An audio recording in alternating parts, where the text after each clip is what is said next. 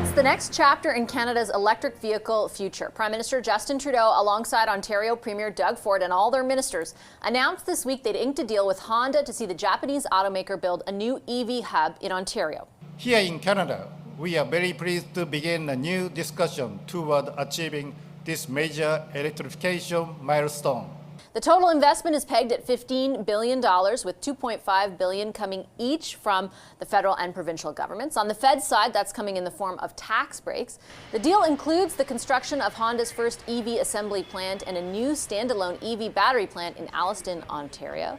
But the announcements come at a time also when demand for EVs is slowing down. So is the EV industry the right investment for taxpayers? Japan's ambassador to Canada, Kanji Yamanouchi, is with me now. Ambassador, it's a pleasure to see you. Thank you for coming into the studio. Thank you very much. Thank you very much for having me here today. You have a really unique perspective in all of this. Tell us what you can about how the deal unfolded behind the scenes. How long have these negotiations been going on for? This is the negotiation between the private companies and the federal government and provincial government. Then there are certain things I couldn't mention. But the thing is, this is a very historic. This is a great thing, not just for the companies, but for entire world. Because this is a very unique full value chain of the whole zero-emission vehicle, the first ever. This is the first in the world. I respect that you can't divulge what happened behind the scenes necessarily with the negotiations, but let me ask in your view, why you think Honda selected ultimately Canada and ultimately Ontario for this amplification of what they do? What was the secret sauce that landed it? That is a very good question. Now, when we look around the world, there are two things, or basically three things. One, geopolitics is very complicated, very dangerous. And second, we have to go for the decarbonization, commitment to the net zero by 2050. So zero-emission vehicle is inevitable. Then when you think of the zero-emission vehicle or electric vehicle, you have to have the good battery. In order to have good battery, you have to have critical minerals. When we look around the world market, those critical minerals is not universal. It's very certain specific countries. Then we have to think, what if those dependence on critical minerals on certain countries, that could be very risky. Therefore, we have to think, we have to get those critical minerals from the very reliable country like Canada. You mentioned critical minerals and geopolitics. Part of the Indo-Pacific, for example, partnership that Japan and Canada are a part of is about countering the kind of threats that China poses. And they have critical minerals too. The U.S. has talked about that. Does that make Canada and our critical minerals more attractive to a country like Japan? Very much, very much. The quality, and also if we see the carbon footprint when those critical mineral is refined and produced, there's Canada's one, would be great. And this is a great the place for the Honda.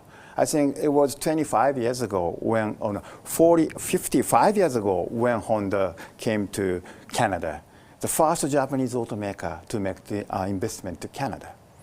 So also Honda knows how they can trust on Canadian market and the Canadian people and the Canadian workers.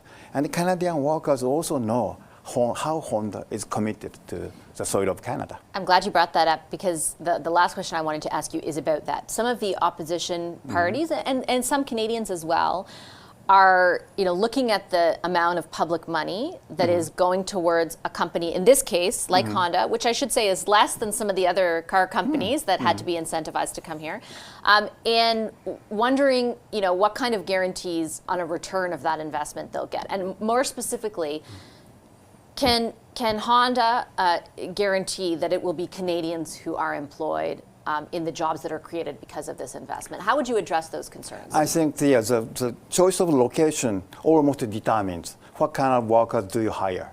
Because as long as they have the factory in Alliston in Ontario, they naturally they think they hire the people from there. And I'm sure that they are so much satisfied with the past history of this Honda making CRV and others. And the relationship between the Honda and Honda workers in Alliston, in Ontario, was very, very, very good, real friendship. And I was there yesterday and take a look at all those workers working together with the machines. And just, what can I say? I really thought they are so proud to work there. And Honda people also very happy to work together with the Canadian workers. And this is investment. Do you think Honda would have come without the incentives that the government's put on the table? I think the incentives makes big differences. Because this is very serious business. But at the same time, this is about the future. Okay, Ambassador, I'm going to leave it on that note. Thank you very much for your time today. I appreciate it. Thank you very much.